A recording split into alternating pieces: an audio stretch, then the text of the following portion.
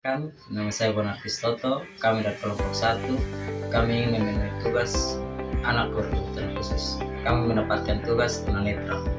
Poin-poin yang ingin kami bahas adalah yang pertama pengertian tunanetra, yang kedua karakteristik, yang ketiga cara identifikasi, yang keempat stimulasi bagi anak penderita tunanetra. Yang pertama, pengertian tunanetra. Tunanetra berasal dari kata tuna yang berarti rusak atau rugi dan netra yang berasal dari kata mata. Jadi, pengertian tunanetra di sini merupakan individu yang mengalami kerusakan atau hambatan pada organ mata. Muhammad Effendi mendefinisikan tunanetra sebagai suatu kondisi penglihatan di mana anak yang memiliki visus centralis 6/60 lebih kecil dari itu atau setelah dikoreksi secara maksimal penglihatannya tidak memungkinkan lagi untuk mempergunakan fasilitas pendidikan dan pengajaran yang bisa dilakukan oleh anak normal atau orang awam. Jadi di sini saya akan menjelaskan sedikit mengenai karakteristik dari anak tunanetra. Nah, menurut Rudiati pada tahun 2002 ia mengatakan bahwa anak tunanetra atau anak penyandang tunanetra yang kehilangan informasi visualnya itu memiliki beberapa karakteristik yang berbeda dengan anak pada umumnya. Jadi karakteristik anak penyandang tunanetra antara lain yang pertama adalah rasa curiga terhadap orang lain. Jadi anak penyandang tunanetra ini yang memiliki keterbatasan pada indera penglihatannya sehingga berpengaruh terhadap ia menerima informasi visual saat berkomunikasi dengan lawan bicaranya. Kemudian yang kedua, perasaan mudah tersinggung. Jadi anak penyandang tunanetra ini memiliki perasaan yang mudah tersinggung karena dipengaruhi oleh keterbatasan dalam pendengaran. Jadi ketika teman-teman yang lainnya itu bercanda atau sedang membicarakan sesuatu, maka apabila anak tunanetra itu tidak mendengar secara jelas atau apa yang teman-teman bicarakan, maka anak tunanetra itu merasa mudah tersinggung karena keterbatasan pada pendengarannya tadi. Kemudian karakteristik ketiga adalah verbalisme. Jadi anak-anak penyandang tunanetra ini memiliki keterbatasan dalam pengalaman dan pengetahuannya. Jadi anak tunanetra ini ia dapat mengungkapkan apa yang ia katakan, tetapi ia susah menjelaskan apa yang ia katakan. Jadi dia tidak bisa menjelaskan apa yang ia katakan dan tidak mengerti pengetahuan apa dan tidak mengetahui sesuatu yang ia katakan dan tidak bisa menjelaskan sesuai dengan pengetahuannya.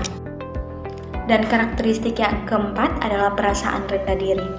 Jadi karena keterbatasan penglihatan, maka anak tunanetra itu memiliki perasaan yang rendah diri dalam hal bergaul dan berkompetisi dengan orang lain, karena disebabkan bahwa penglihatan yang mereka miliki ini berpengaruh cukup besar untuk memperoleh informasi.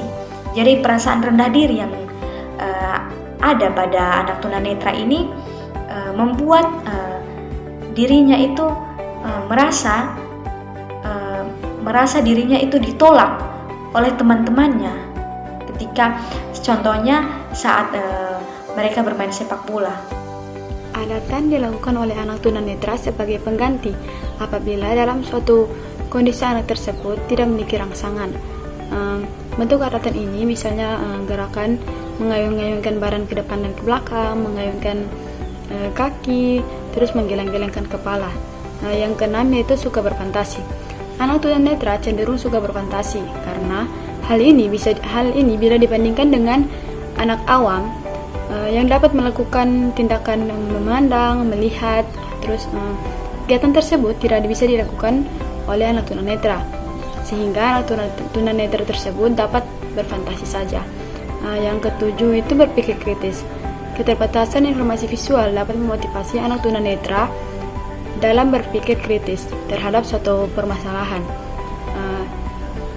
Anak tunanetra tersebut akan memecahkan masalah secara fokus dan kritis berdasarkan informasi yang ia.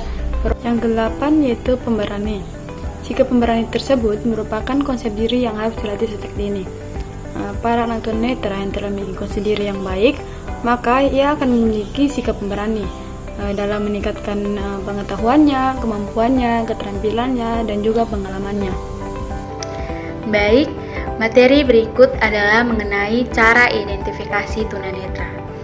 Identifikasi tunanetra berarti menentukan atau menetapkan ciri-ciri dan keadaan khusus dari seseorang, apakah yang bersangkutan mempunyai gangguan penglihatan dan penyandang tunanetra atau tidak. Nah, ciri-ciri atau keadaan khusus yang dapat digunakan sebagai dasar identifikasi seseorang yang mempunyai gangguan penglihatan atau penyandang tunanetra adalah yang pertama, mata kelihatan merah, bernanah atau berair secara terus-menerus. Yang kedua, mata kelihatan berkerut, suram, sakit, atau mempunyai masalah nyata lainnya seperti bagian bola mata yang berwarna hitam keruh atau bersisik. Yang ketiga, salah satu mata atau kedua pupilnya kelihatan abu-abu atau memutih. Yang keempat, mata tidak dapat mengikuti objek atau cahaya yang bergerak di depannya. Hal ini dapat dideteksi sejak anak berusia 3 bulan. Yang kelima, sejak anak berusia 3 bulan, anak tidak dapat menggapai sesuatu yang terdapat di depannya, kecuali kalau objek tersebut bersuara atau teraba oleh sang anak. Cara identifikasi yang keenam, arah mata menyeberang atau satu membelok ke dalam dan satu keluar, atau bergerak berlainan arah satu dan yang lain. Yang ketujuh, sering berkedip atau separuh kelopak mata menutup matanya. Yang kedelapan, apabila berjalan sendiri, sering tersandung dan menabrak sesuatu atau kehilangan kaki. Yang kesembilan, cepat capek atau sakit kepala pada waktu membaca. Cara atau teknik melakukan identifikasi dan asesmen terhadap seorang tunanetra adalah tes, observasi, wawancara, menggunakan daftar pertanyaan atau kuesioner, dokumentasi, dan lain sebagainya. Peralatan atau instrumen dan perlengkapan identifikasi dan asesmen adalah alat-alat dan perlengkapan tes, pedoman observasi dan wawancara, daftar pertanyaan atau kuesioner, dan daftar cek atau checklist, serta instrumen dan perlengkapan perekaman data. Oke, poin selanjutnya yaitu stimulasi bagi anak penderita tunanetra. Untuk anak tunanetra agar dapat terdorong untuk bergerak, berkomunikasi, serta belajar di lingkungannya, perlu ada stimulasi dari orang tua atau keluarga. Stimulasi yang dapat diberikan oleh orang tua menurut usia yang pertama yaitu pada anak usia 0 sampai 2 tahun. Usia ini anak akan memberikan respon kepada suatu objek dengan mendengarkan bunyi atau menyentuh objek tersebut. Stimulasi yang diberikan oleh orang tua yaitu seperti mendengarkan lagu atau mengajarkan beberapa kosakata terhadap anak tersebut. Yang kedua yaitu pada usia 2 sampai 4 tahun. Pada usia ini, anak akan belajar mengenai konsep tubuh, ruang lingkungan awal, serta kegunaan dan fungsi organ dan juga indera. Orang tua dapat memberikan stimulasi seperti mengenal beberapa makanan, membawa anak-anak ke toko atau restoran agar anak tunanetra tersebut dapat belajar makanan secara langsung. Oke, baik. Nama saya Teresia Maria Banda. Saya akan memberikan penjelasan mengenai stimulasi bagi anak penderita tunanetra. Tindakan yang dapat diberikan oleh orang tua, keluarga, dan pendamping dalam menstimulasi anak yang menyandang disabilitas sensorik penglihatan atau anak tunanetra itu dapat diberikan sesuai dengan rentang usia.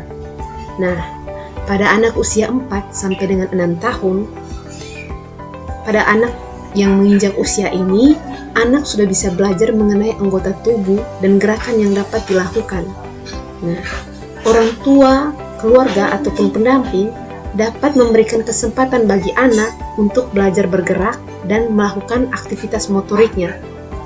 Namun hal yang harus diperhatikan adalah orang tua ataupun pendamping harus memastikan bahwa area yang dieksplorasi anak itu dalam keadaan aman.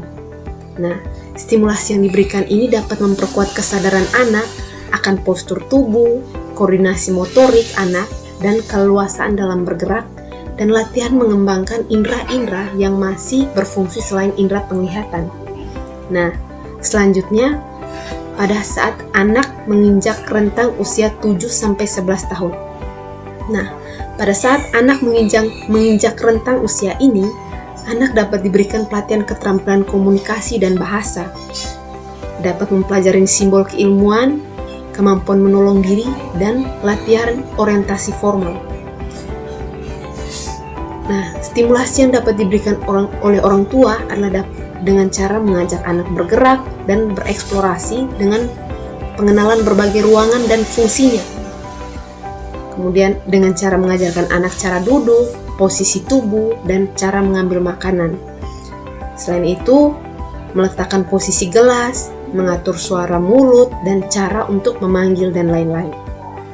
Nah, pada usia ini, anak mulai diajarkan untuk mengurus mainannya sendiri, buku, pakaian, ataupun tempat tertentu yang teratur agar mudah ditemukan kembali dan saat dibutuhkan.